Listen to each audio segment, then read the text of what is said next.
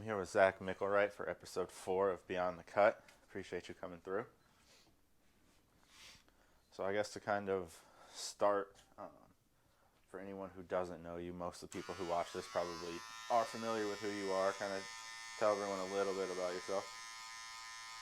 I'm Zack Micklewright. I participated in mixed martial arts for the earlier part of my adult life. Fought all over the place for a long time. I've been, I guess you would say, retired for like 6 years now.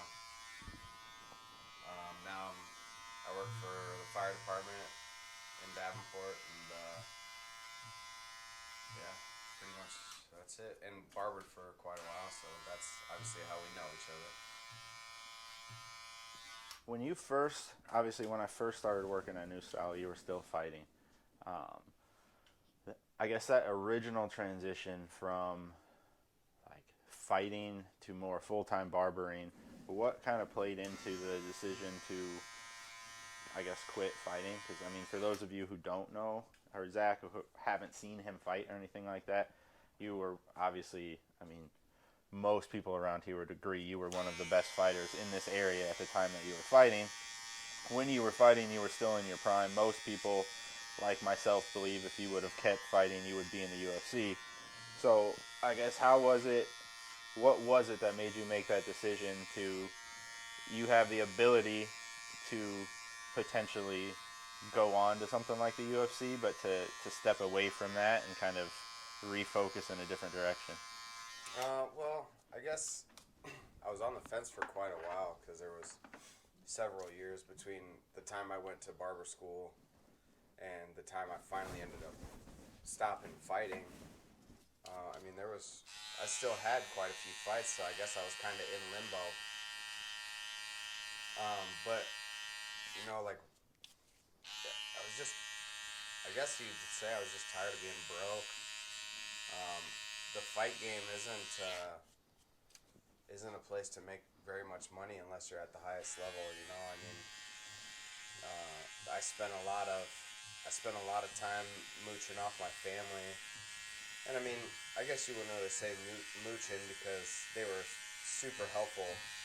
Like, I lived with my brother for a lot of the years that I was fighting, and just as long as I'd take care of his house and take care of his dog while he was working, he let me stay there for basically free. So, I guess the reason I was able to fight for so long was just because of my support system was so great. But it got to the point where I just got tired of mooching off people and tired of being broke and eating freaking salads for 9 months a year. I remember during weight cuts, you were not the best person to be around in the barbershop. Oh, it was And fucking miserable. it didn't help that we were all assholes and would eat our food in front of you and stuff like that.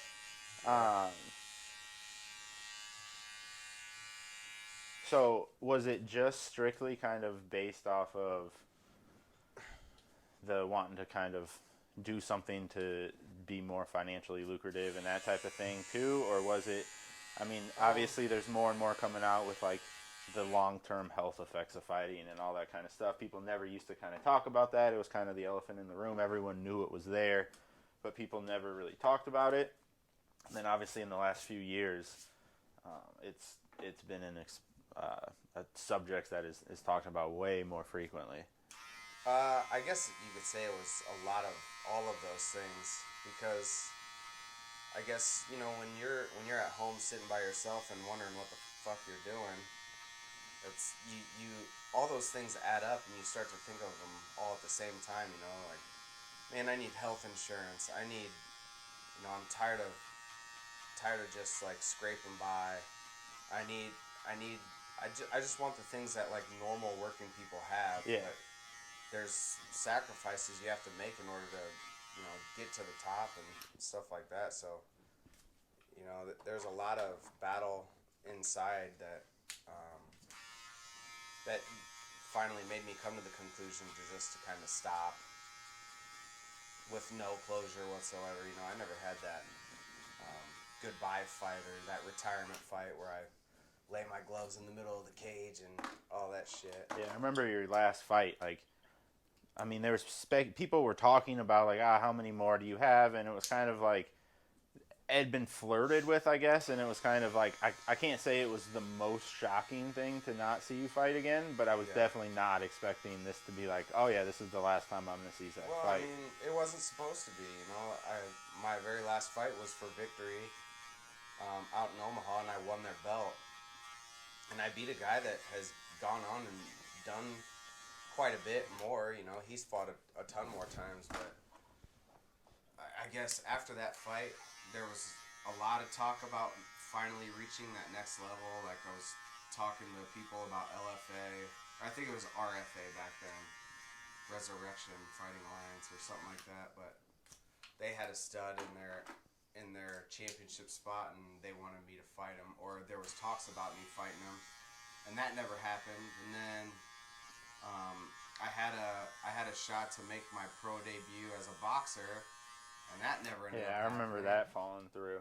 Yeah, and so that was the same time, just right around the same time I went and tried out for that Ultimate Fighter, and that was just a kick in the balls too. So it's like all these things just added up, and I was like, you know what, man? I always felt like, even keep going.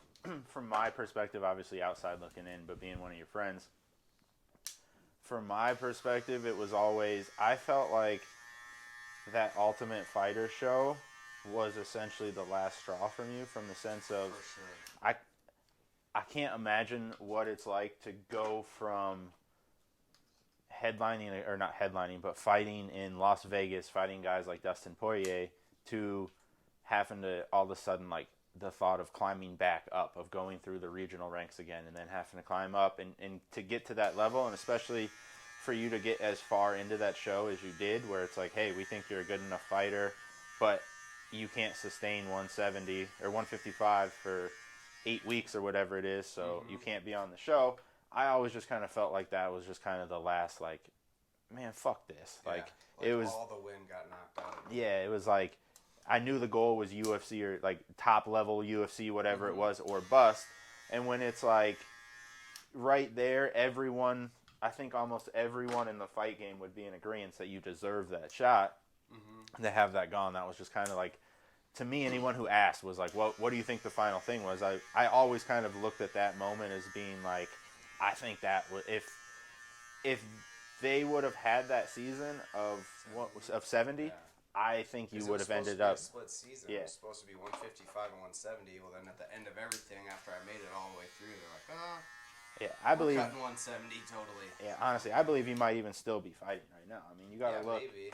The last time I saw you fight, because I couldn't go to the one in Omaha, I was in Texas. I remember, I don't know who was there, but someone was there, and I was like watching like a stream of it on my phone. It was super sketchy, but I remember watching it. But the last one I saw was when you fought Otto, I believe, was the last local one, and I saw that. And then obviously everyone who follows MMA knows what that kid went on to do. Fought multiple times, won multiple fights. Yeah. Now is coaching a super successful gym and has multiple fighters. And I mean, that first round with you two was a back and forth round, but the second round there was no back and forth. That was a pretty definitive finish for that fight. Yeah. I think a lot of it went also to right around the same time that all fell through with the Ultimate Fighter. Victory got sold to a company that ended up just going under immediately. So really, I lost their title. I never defended it because I was always in that limbo area. And then when Stoddard sold Victory, I was like, fuck this, fuck it all. And I know I've had it in your ear for years. I know everyone's had it in your ear for years. I know Mike Goodwin has been in your ear for years. Is there anything that, I know MMA is out of the question, I know that, but is there anything as far as like a kickboxing or just straight boxing that would entice you to at least consider coming out of retirement for another fight? I don't want to get Goodwin's hopes up, but I mean, it's not completely off the table, And I I guess not just Goodwin, but a lot of my friends and family and stuff probably would like to see a little bit of closure. And it bugs me at times when I think about it. Like, I never had that fight for closure. But Yeah. I don't know. It had to be a pretty nice deal, you know. And I mean, obviously, we all know that he is a very smart businessman. Look at what he's done with Caged Aggression. But I think, obviously, Mike has been in your ear as much as he has because he, like everyone, is well aware of how many people would come out for that fight if you did decide to come out. Yeah, especially in our hometown. Exactly. Especially, I mean, obviously, for people who didn't follow your fighting career, like when you were kind of coming up or whatever, like, you talk about like being struggling and stuff like that. You were probably the highest paid fighter in this area on the local scene, other than obviously like at the Militich gym there was UFC guys or whatever. But as far as like one of the local fighters, and that's one of the things that is amazing to me to see these guys that are, I mean, 7, 8, 9 years into the game fighting on the regional scene. Like, the amount of dedication and sacrifice it takes to do that is insane. Like, yeah, especially right now because the MMA scene around here is struggling so bad. Yeah, I mean, Goodwin is the only one that's really doing anything around here that's worth like fighting in. And I mean, he's one of the only ones that's actually putting on like entertaining. Oh, this is going to be a good card. Yeah, this is. You can go and watch fight 1 to fight 14, and they're all going to be good matchups, quality fights, and that's one of the only fight organizations around here that you're able to do that at. Yeah, but I mean, not only the promotions, but I was talking more or less like the training, the gyms, and shit like that very around true. here are struggling really bad. You know, like You've I got know Delph was trying for a while to develop some type of following, but a lot of it is fighters don't want to pay to train, and you have to. Or, you know, pay your dues somehow. Get in there and, like, I taught kickboxing at Militich for years just so I could get a gym membership, you know. I feel like everyone back in the day that went to Militich did something for a membership back then. Yeah. That goes to what you were saying, though, is that, I mean, you look back in those days, the amount of money that people would probably assume was going through that gym versus the reality of the money that was going through that gym, I think would shock people. I mean, you had multiple world champions in that gym, but it wasn't the lifestyle, especially in MMA back then, wasn't anything like people would expect when you start talking about a world championship athlete. Like almost any other sport, you talk about a world championship level athlete, they are absolutely insanely paid and overpaid. And you look at MMA, and I mean, there's a couple guys now in the top level of the UFC that are starting to make $1 million a fight, or I mean, Conor McGregor, $10-15 million a fight. But I mean, especially like, I mean, we were talking about that Ultimate Fighter show. That actually is literally one of the worst contracts you could ever have. 100%. It is absolutely You're better awful. Off losing in the Ultimate Fighter and getting signed to the UFC. Anyone who wins that is screwed. You're locked in. I think it's like a 6-fight deal. No, I think it's even more than that. And it's like a 20 and 20 or something like that. And you have to absolutely amaze to try to get a new deal type of thing. Yeah. And that's what a lot of people don't understand is a lot of these, I mean, even UFC level. We have a card coming up December 11th. A lot of those undercard fighters are probably making at most 20 and 20. And it's like, you work for 8 weeks, sometimes 12 weeks on a training camp. You're agreed to possibly $40,000, but something happens and you take an L, you only get $20,000. Like, it's insane to think about how there's a win incentive. Like, you're putting your life on the line essentially every time you step inside of a cage. And they're also putting half of your paycheck on the line every time you step inside of the cage, too. And that's the things like with the UFC that's been happening lately is guys getting screwed out of their fights. You know? Exactly. That's stoppages and like, oh well, there goes half of my money that I was supposed to make or that I worked so hard to make. I feel like, and obviously this has tried to have been done so many times, and I personally don't see it ever getting done. I wish it would, but I don't see it ever getting done. That's why I wish fighters had a union. Because, I mean, imagine if the NFL was, like, in negotiations for a labor deal, and the NFL was like, okay, every single time you guys lose a game, half of your paychecks are gone. Like, the Detroit Lions right now are like week 12 and haven't won a game yet. Like they would be losing out on so much money, and there's no way they would agree to that. Yeah. But when you're a fighter, until you reach the, hey, I clearly draw numbers level, the UFC does not give a shit. It's, hey, here's the contract, take it or leave it. Yeah. And you don't have a choice, so you do it, but it by no means is a good deal, especially with like the Venom fight kit deal and all that type of stuff. Sponsorship money's gone. At least on a local level, you can still get sponsorships and stuff. Well, I mean, you can get sponsorships. You just can't. Like, how do you sell a sponsorship to somebody when they're not allowed to go in the UFC? You know, yeah, they can go on your Instagram and all that shit, but like say if Conor McGregor was. Well, okay, let's not say Conor McGregor. Yeah, I think Conor kind of does whatever the fuck he wants to do. But like if Matt Brown had a sponsorship from a dealership in his hometown, where they're giving him like a free car or something, he can't even put that logo on his shorts now. Yeah. So they're not gonna want to invest that amount of money into him. They'll give him something. He'll get something, but it won't be that much, which screws him in the end. I mean. Brandon Schaub, I know how much you hate him, but yeah, I can't stand that. He talks about making millions off of sponsors alone. Oh yeah, no, and I don't doubt it. And that man is obviously, I mean, he's a very smart businessman to get to where he's at. But fuck Brandon Schwab. Yeah, but I mean, just as an example, he loses out on millions of dollars when they came out with that exclusive contract with well, now it's Venom, but it used to be Reebok. Yeah.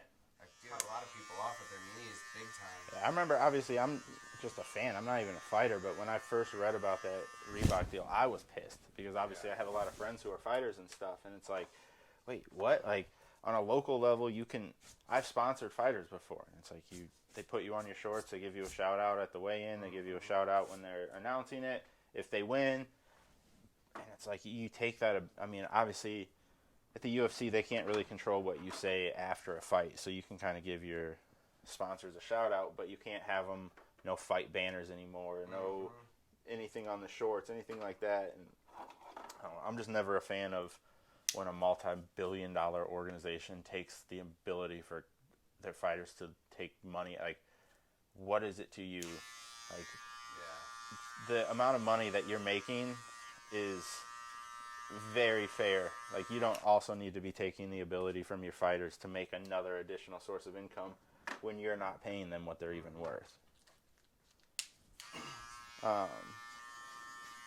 Obviously, at some point, I want to get into the podcast that you guys have started, and that we'll probably talk a little bit more about some MMA stuff back then. But obviously, another big transition that you've kind of had throughout your life was the decision to go from barbering to become a firefighter.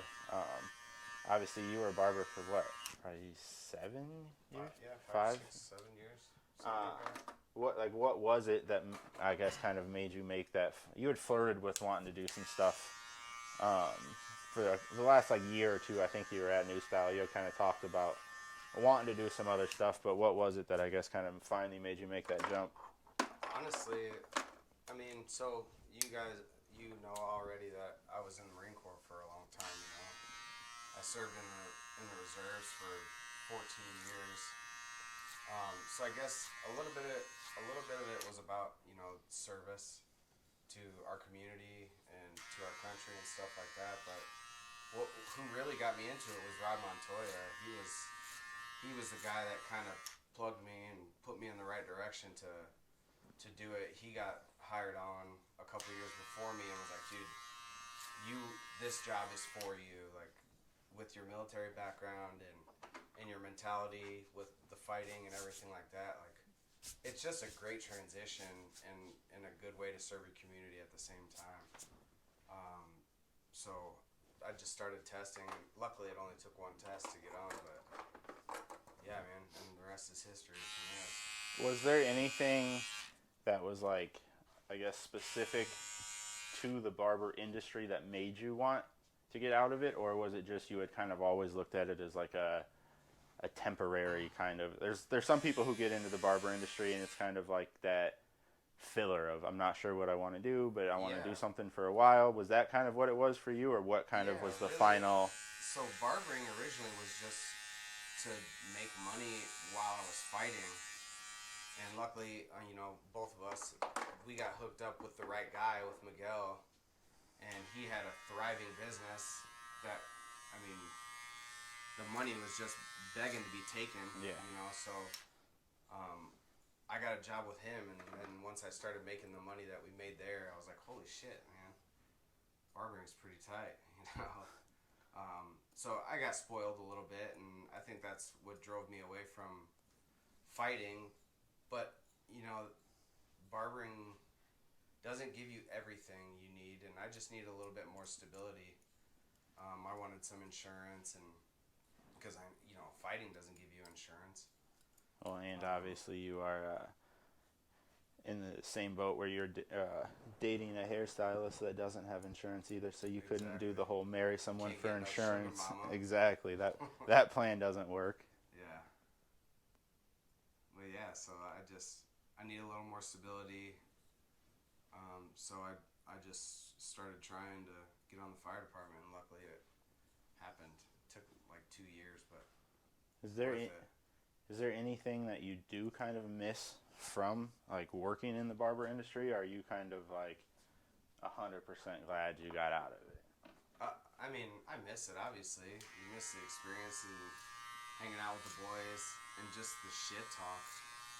I mean, like, dude, if you've got a gift of gab, barbering is for you. You know what I mean? Well, and I feel like for us especially, like I hate being this guy because it makes you sound like the people you despise, like when you're growing up. But like they're like back in our day, but especially early in my career, you had already been there for probably a year or so, maybe 2 years before I started working there. But the industry was just it was a completely different industry than what it is right now. Like, first of all, like the shop atmosphere, I feel like shops now are more like, I don't want to say politically correct because I don't think most barbershops are, No. but like people just don't take shit as far as they used to. Like I remember back at New Style, like if you started getting gunned, it was like you better step up or your day is gonna be rough and you're probably not gonna survive. I mean, there was people who just couldn't survive in that atmosphere, Yeah. and it was a very cutthroat. I mean, especially when you've got 8 or 9 guys who are competing for the same walk-ins. Like, yeah, you're on the same team, Yeah. but you're also kind of competing for the business that's coming in, especially when you're new. Yeah, for sure. And I mean, it kind of always led to like a little bit of tension here and there. Like barbers would kind of flare up, like tempers and stuff like that every once in a while. Yeah. Next thing you know, they're boxing each other. Exactly. But for me, I don't know, because obviously, like, I'm still in the barber game. I went from just working with you at New Style to now I own a barbershop. I've got some people who rent chairs from me. I've got the salon next door. So I'm definitely kind of like entrenched in the barber industry. But just seeing the changes that have happened, like, obviously, I've only been in the industry for like 7 years. So I can't imagine what it's like for like the actual like old heads that have been in the game for a long, long time. But just seeing the transition of it's almost like the days of just being able to like show up to work, do quality haircuts, and like focus on that are done. Like, you almost have to be on social media all the time and For sure. doing all of these posts. And like, I mean, you have so many like barbers now doing like TikToks and like doing these things to like get funny reactions from their clients and go viral, and like all of that stuff is cool, and like I'm not mad at any of it. Like, everyone should do whatever they want to do, but for me, like, that's not my personality. That's not what I want to be doing. That's not what I think about. I'm not like sitting here doing a haircut thinking to myself of like, oh, like what kind of like TikTok could I do after this to like. Yeah.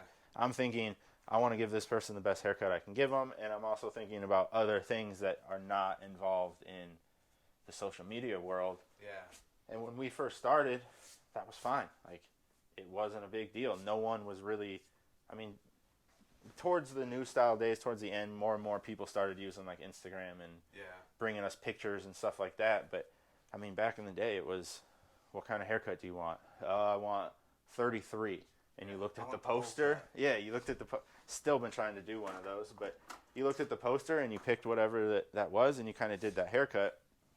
Where now there's so much more that you have to like, and then with Instagram constantly like changing their algorithms and changing like what you have to do and all of this stuff, it's just like, it's making it to the point that it's like an exhausting thing where you just feel overwhelmed. It's like, I want nothing more than to unplug and not be involved in social media. But as a business owner and a barber, you have to. I notice if I get lazy and I stop making posts, it's almost like people forget about you. And then as soon as you start posting again, it's like, oh, my books are full again. And it's just like that reminder that you need to be constant about it. But it's also such a frustrating thing that with the spare time that I do have when I'm at home, the last thing I really want to be doing is sitting on Facebook making posts about haircutting after cutting hair all day. But I mean, it's just one of the unfortunate realities of the industry right now. It's the evolution of social media more than it is the evolution of barbering. I think like people need to be visually aroused in order to get attention. Yeah, I mean, it's for something to have like catch their attention. It's crazy. I'll like be scrolling through and like essentially the only barbers I really follow anymore are people that I personally know. Like I see hair all day. I don't need to get on Instagram and see more of it.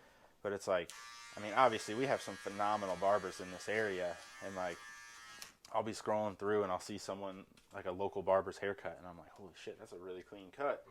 And you see it and it's like 5 or 6 likes, and you're just like, that's weird. Like and then you are scrolling and you see like elaborate like TikTok dance spin, look at this magic haircut, and it's got like 300 likes, and you're like, that is one of the worst haircuts I've ever seen in my entire life. But because they did that extra stuff, people are sharing it, and it's all that stuff. But simply doing a better haircut and taking a picture and saying, hey, this is my work, look at it, it's not good enough anymore. And it's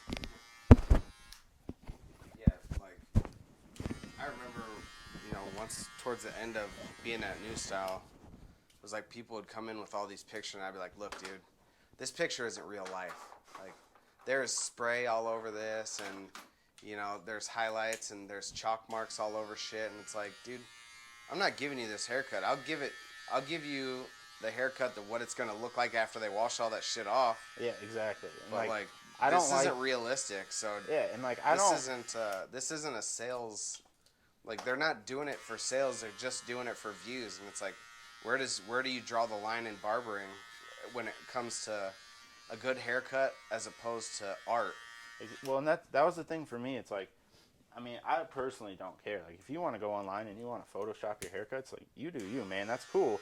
But for me, the thing that never made sense from that is, okay, so say right now, like, I do your haircut, I take a picture of it, I go online, and I edit it, and I add all these fillers, and I do all of this stuff. Someone sees it online, and they come in, and they're like, okay, cool, I want this, and they show me that. I can't do that haircut. Like, it's not possible. You can't duplicate that because you didn't do the haircut. And it's like, I mean, I understand that it gets you more likes and stuff on social media, but at the end of the day, the likes aren't going to translate, because that person's going to come to you one time and be like, yo, this haircut doesn't look like that. False advertisement. And then you got to explain, well, I use Topics, and then I use this filter, and then I angled it like this, and I messed with this exposure, and it's like, oh, yeah, that's why that looks that good. Yeah. And I mean, it's just, like I said, like you said, it gets asses it's not in just the seats, it's not just the barber industry, it's every industry. Yeah, for sure. But that's just, I mean, obviously, like, that could be obviously, I mean, it's a good transition into the main thing I kind of wanted to touch on was your guys' podcast, but the whole, like, doing things for attention and having it work. You had sent me that video earlier of Colby Covington. I watched it on lunch today. And how good was that? It was super good, but it just shows that, like, his simple like flipping that switch to heel saved his career and propelled him to be a millionaire. For sure. I do think, I still don't like Colby Covington. At what cost is the I do think he's going to pay a huge cost, because I mean, that whole documentary, like, people that were his best friends, he's now calling pieces of shit and stuff like that. But I feel like you can only put up a persona for so long before that becomes who you are. Yeah. It's just like people talk about, like, you become who you hang out with. If you are always acting like that, you're going to become that. And so all these people that are saying, like, oh, no, when he was growing up, Colby was a good guy. I don't doubt that that's true, but I don't think you can keep this persona he's been having for the last 4 years or whatever it is without some of it kind of rubbing off and it becoming true. Yeah. It's only an act for so long, Exactly, and then it kind of becomes part of your character and who you are. Yeah.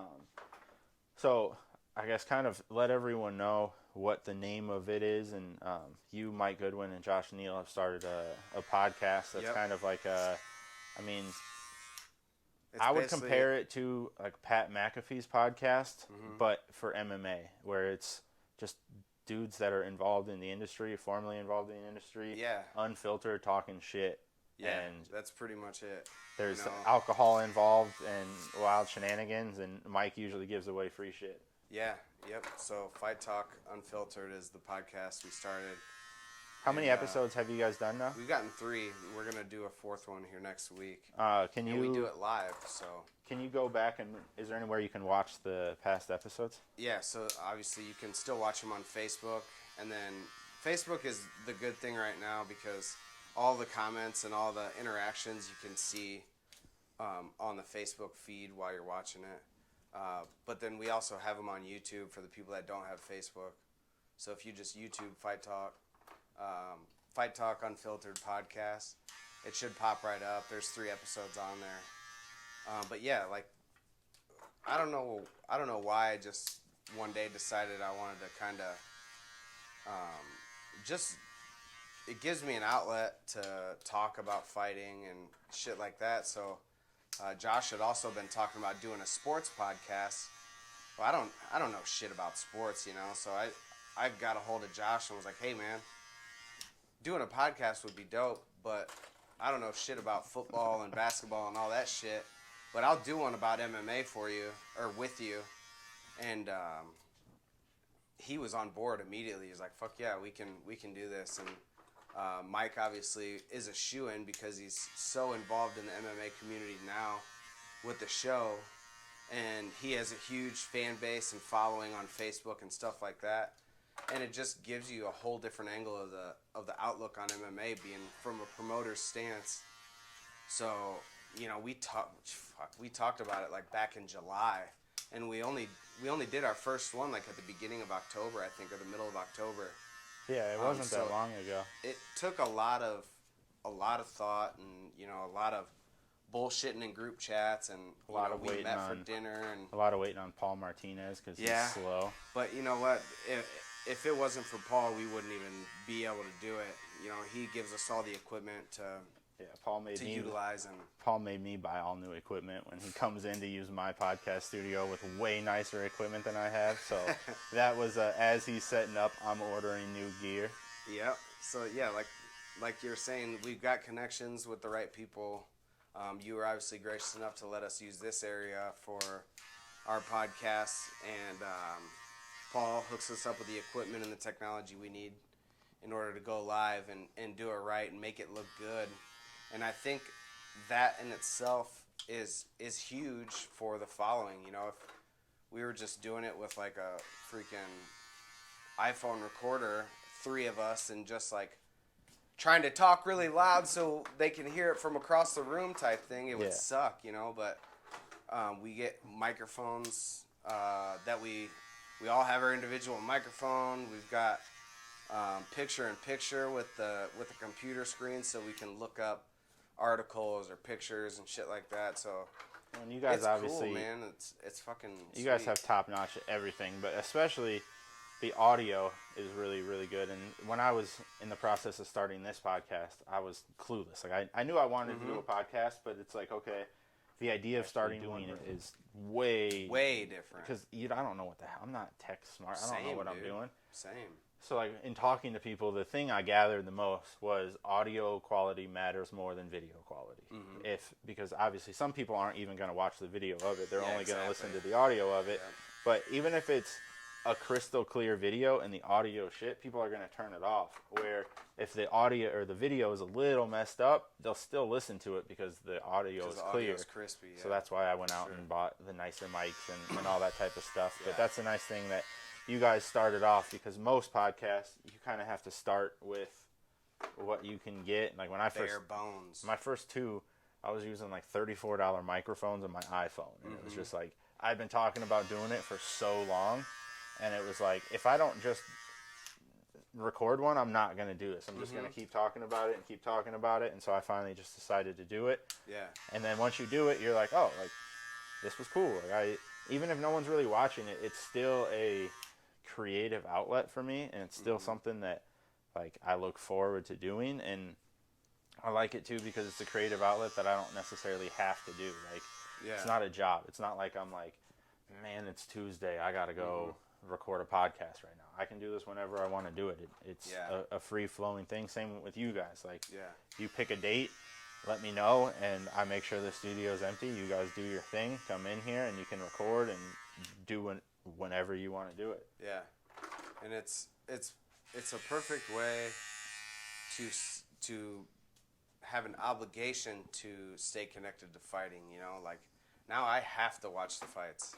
You know, if I have something going on, I still got to watch them the night after, or, you know, just stay involved in the community and stay involved in the fight scene altogether. And it's I awesome. honestly feel like you guys have the ability to grow it into more than just a, like, what it is right now, where you Like guys a are just kind of local like thing. on Facebook, because it's, I mean, you look at, we'd already kind of talked about it earlier, but you look at like the Pat McAfee thing, and a lot of people are starting to watch him simply based off of, they're tired of, like, no one wants to turn on ESPN and listen to Stephen A. Smith talk about MMA. The man is absolutely fucking clueless, and everything is so cookie cutter and filtered now. Like, everyone's so worried about offending. Like, we're talking about fucking people punching each other in the face to the point that, like, people have died doing it, but you better not swear on TV. It's just like, that's what I like about what you guys have. It's real fighters, the real promoter. You get the actual inside, and it's not some filtered. You have to watch what you say. You can say whatever you want to say, and but plus just with the ability that you guys have of the network. Obviously, you used to fight with Pat. Jens Pulver still lives around here. You guys have connections with Eric Shelton and all these still active fighters. And I mean, essentially in the MMA world right now, like, you name them, you probably know someone who could get you in contact with that person. Yeah, for sure. Obviously, you have a history with, you fought Dustin Poirier. I know you guys you've talked to him since then. Like, that's obviously a connection. Robbie Lawler, like, for sure. So for me, it's one of those things. Yeah, Sport. exactly. There's a lot of, you got Rafian, who's absolutely killing it in Bellator. He's got a fight coming up soon, doesn't he? Yeah. And so you've got all these connections to all these different guys, even past fighters like your boy LC and stuff like that. Like, you guys could have, and with Paul, you have the ability to have people like FaceTime in and not have it look like a super crappy type feed. Like, you can direct feed that stuff in. So I don't know. Since you first told me about the idea for the podcast, I thought it was a super, super good idea, and something that has the potential to take off, just based off of everyone streaming everything now, and people are looking for that unfiltered, or I guess not everyone with the society we live in today, but a vast majority of our society is looking for those ways to find things that are unfiltered and find things that aren't politically correct and find people speaking what they actually think type of thing. Yeah. And so that's one of the things that I like the most about the concept of what you guys have is it's a sports show, but it's a sports show that is unfiltered, and you get the actual raw thoughts of what you guys think. Like, and it's nice to see a fight promoter that is like Mike, that, I mean, a lot of promoters kind of get a rap of being shady and having, like, behind the scenes stuff and behind the scene deals and all this type of stuff, and like, the podcast is a really good way that you can kind of get a inside look to see that he is genuinely like a good dude. Like, he cares about the fighters, he cares about the sport as a whole, he wants to see it grow, he wants to see people successful. Like, he's not one of those people that's in the game to make money and screw people over. Right. If anything, he should and probably could be making more money, but he tries to take care of the fighters and do all that type of stuff. Sure. And that's rare to see in a promoter. So it's cool to kind of get him on a podcast forum where it's not seeing him at weigh-ins and seeing him with all that type of stuff. It's Wednesday night, you guys are drinking, bullshitting, and having a conversation. Yeah. Yeah, and Mike is good too because he's got one of them sugar mamas that we were talking about earlier. Exactly. He did it the right way. Yeah.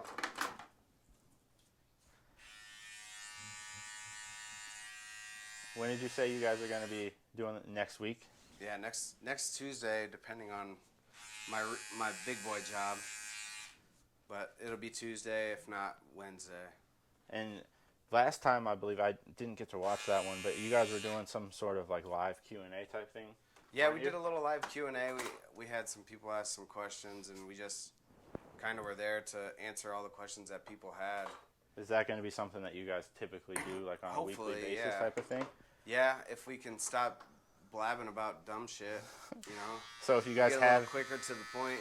So if you guys have any questions for Zach, you can tune in to Fight Talk next week and for sure. ask those live. Yep, it's all live. And Mike is also giving away tickets during every podcast leading up to the fights, right? So there's a big show in March. I think it's 3 nights, right? 25th, 26th, 27th, or something like that. He's giving out 2 ringside tickets per episode, all the way up until March. And he's a psychopath. For any given night. He's a psychopath doing 3 nights, right? 3-night event. 3 night, Thursday, Friday, Saturday. It's gonna be ridiculous. So yeah, that's definitely another reason. Exactly. He's a glutton for punishment, I guess. There's no way I would want to take on 3 MMA events in a 3-night span. I'm good on that. That's 3 hangovers I wouldn't want. Let's be honest. That's 3 hangovers you will have. Oh, for sure. But yeah, so that's another reason to tune in live for those is to win some tickets, and I'm sure that they will also be using that podcast to announce the fight cards and all that type of stuff. Yeah, for sure. And talk about them and just. It's going to be interesting to get when it gets down to the last couple weeks before the fights, to hear the stories that he'll be able to tell about the crazy. The last minute injuries and nobody in the fight game is truly normal, so there's always some crazy shit going on. It takes a messed up individual to step into a cage with someone to want to fight. And he's the one that has to deal with all those personalities. Yeah, and he's already got stories that he's too afraid to tell. I don't envy that. That's madness. For sure. Yeah. Speaking of cards, though, before we close this up, we've got for anyone watching this that isn't able to catch the next Fight Talk, we've got a big card going down December 11th with obviously Dustin Poirier's heading that. Obviously, you guys have a history there, but what fight, other than the Dustin Poirier fight, what fight do you think is kind of the underdog sleeper, should be a good fight? I don't know. I'd have to look at the card again. The main card, it starts off with an absolute banger. I'm pretty sure the first fight on the main card is Sean O'Malley. Yeah. Second fight is Cody Garbrandt and making his 125 debut. It is just banger after banger of a fight. How do you see the main event going? You know, I've always rooted for Dustin, and I probably always will.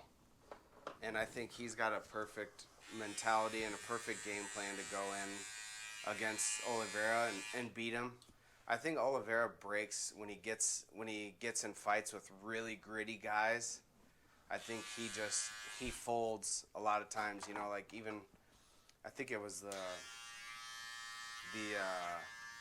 Donald Cerrone fight. He fought Cerrone back in the day, didn't he? I'm pretty sure he did. And he folded.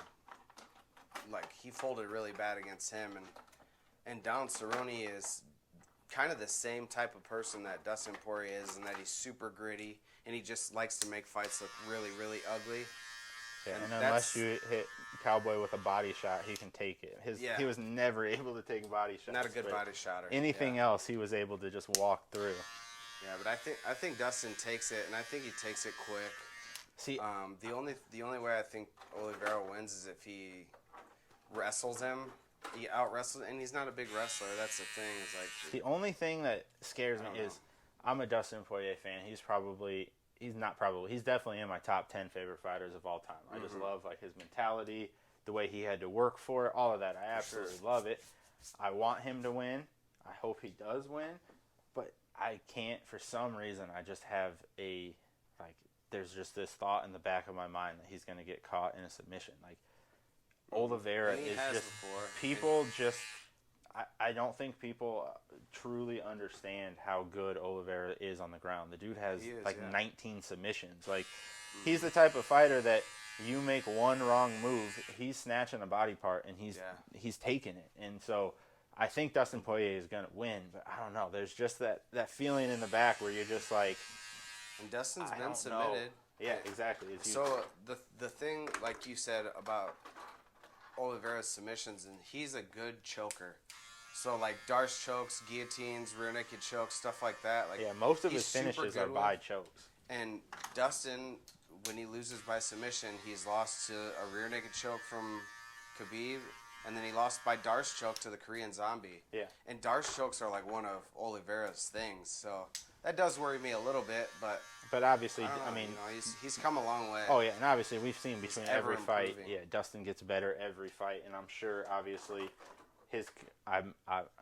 I'm a barber who's never fought, so I'm sure that his coach obviously is assuming that Oliveira's best chance of winning is going to be a submission, and they've been working on submission defense this camp. But that's my only concern. I don't think Oliveira has the ability to knock Poirier out.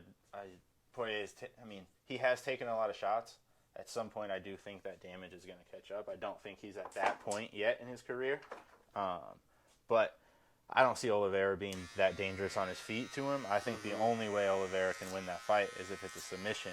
But it's not like there's sometimes you say that and it's just like he might get a lucky submission.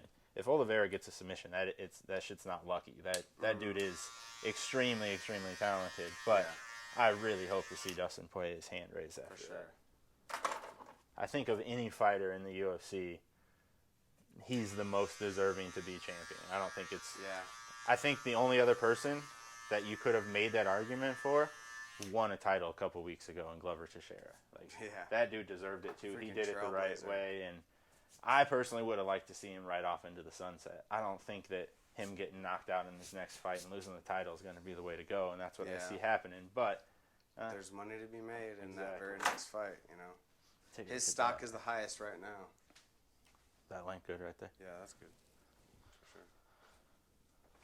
But like I was saying, his stock is the highest right now, so his next fight is going to be his highest paid fight, you know what I mean? So he almost has to. He'd be a fool if he... It'd be like getting all the way up to retirement and then not taking your pension. Yeah. You know what I'm saying? It's like he has to fight that next fight. After that, his stock is probably going to go down. Well, I mean, if he loses. You can say that same thing with Aljamain Sterling. Having that neck surgery that he probably could have put off. To me, it's like, bro, you just won the championship in the most bullshit way possible. Champions are automatically given $1 million contract for your next fight. You take a fight, you're going to lose your next... Peter Yan's going to beat your ass eventually no matter what. All you're going to do now is get yourself stripped of the belt, and then you're going to have to fight him again as a challenger. You're not going to get paid that amount of money, and you're probably going to lose again. That move just did not make any sense to me. If you've been battling that injury for 10 years and you're the champ and all of a sudden now you want it, I don't know. It was just a very weird timing, I thought. Maybe he's just thinking to himself that he's going to get that. He's guaranteed that next paycheck, so get the surgery now and then make the money. Yeah, I guess. I don't know. I guess. See. I don't know. I don't much care for him after that whole debacle with Peter. I wasn't upset the way he won it. Like, it is what it is. That's the rules. But the way he acted after the fight is what really bothered me. The way he's saying that Jan doesn't deserve a title chance and he'll smoke. And it's like, dude, you were getting destroyed. Like, you were getting destroyed. Your ass absolutely beat. That was a mercy stoppage. And it was on his accord. Exactly. He was the one who chose. Well, to finish up, I appreciate you coming through.